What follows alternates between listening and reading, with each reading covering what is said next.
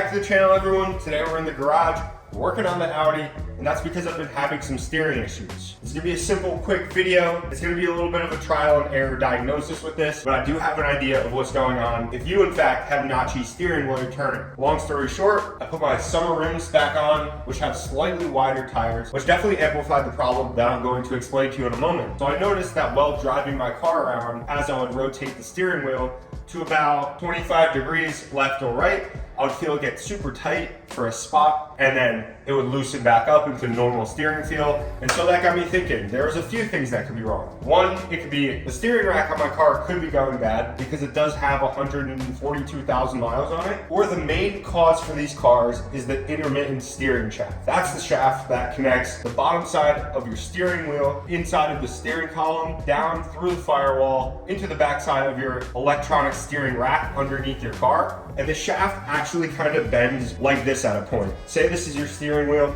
This is the actual steering rack of your car. There is a U-joint right in the middle, and there's two pivots on it. This is an open component to the weather and grime underneath your car while you're driving. And this is the #1 failure point on Audis. It happens on some Porsche Macans too, from what I've seen online. And so we have the Audi up in the air. I'm gonna bring you underneath and actually give you a look at the component itself, kind of show you how all of those things work together, and also give you an idea of how this joint is operating and why it could get frozen up underneath the car. You can see where this joint actually connects. That little U-bolt right there, over time gets grime and crap on it, the bearings dry out, or if everything that kind of gets stuck on it starts to seize around the joints at all, generally this part can be a common failure point. And so I'm coming around up to the top of the car real quick with the front wheels up in the air to give it a few turns to see if I feel that notchiness while it's off the ground.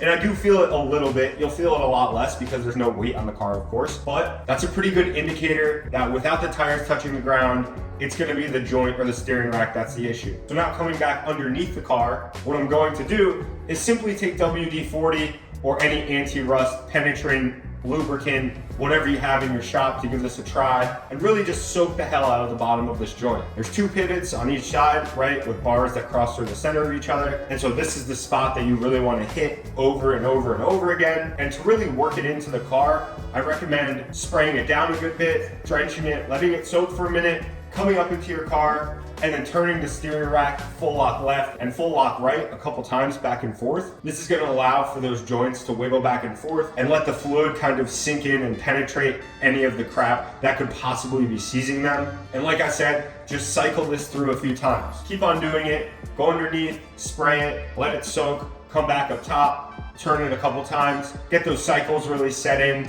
so that that fluid has time to penetrate any possible rust in the joints on the connecting point of that steering shaft. It's pretty interesting to see underneath the car how everything works. You can see all of the suspension components underneath my Audi flexing back and forth, pivoting on those ball joints. And that's another failure point that could be bad. In a lot of these cars, those ball joints are fluid filled and get old.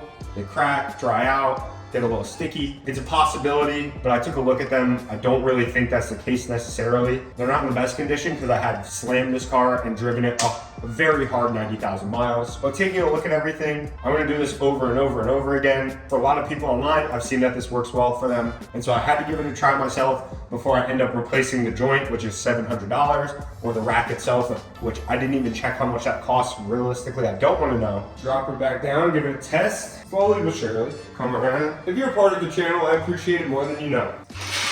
Love my little 2-ton Harbor Freight jack. And then we've got the 3-ton Super Duty Daytona, which is just like the Rolls Royce of cheap jacks. You know, if anyone's curious to see all the tools I got going on in here, everything in the garage on set, let me know in the comments. Moment of truth, I'm gonna pull it out, and considering the wheels are on the ground again, I'm gonna back it out, give it a couple turns, and we'll know if our little problem here is solved.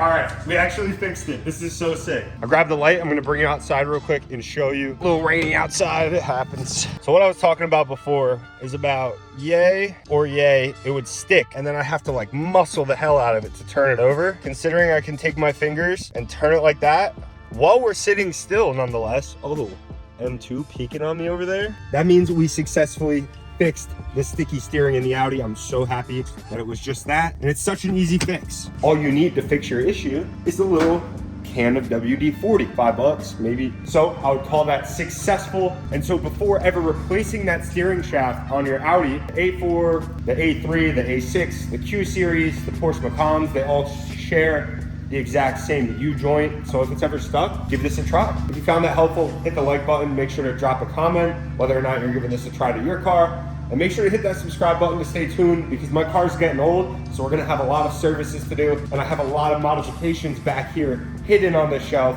for the Audi and the M2. And trust me, I spend way too much time in this garage messing around with my cars. A lot of good stuff coming. I'll see you next time. Peace.